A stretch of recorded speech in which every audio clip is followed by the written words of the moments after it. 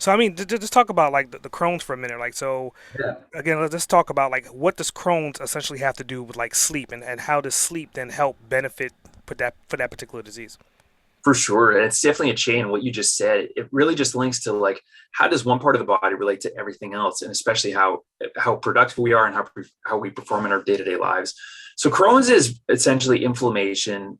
It's kind of inside of the whole body. So we have inside of our body, we can have autoimmune disease. So it's also known as irritable bowel disease, and you have Crohn's disease, which is specific something known in your stomach of kind of like your small intestines and the terminus ileum, where it kind of comes your small intestines into your large intestines, then eventually comes out. Then you have ulcerative colitis, which is closer kind of to like that rectum area, not to be graphic.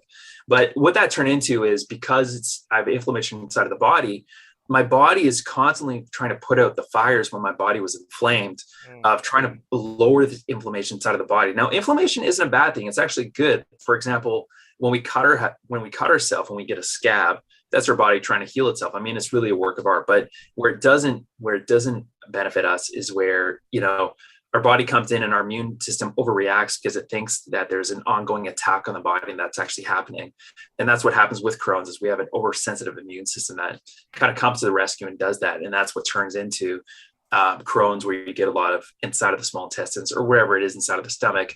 You'll get like these bubbles, and what that causes people to have low energy, big not forgetful, and it's just our body running on overdrive to really fix all of those things. And that's really what sent me downhill with all that stuff.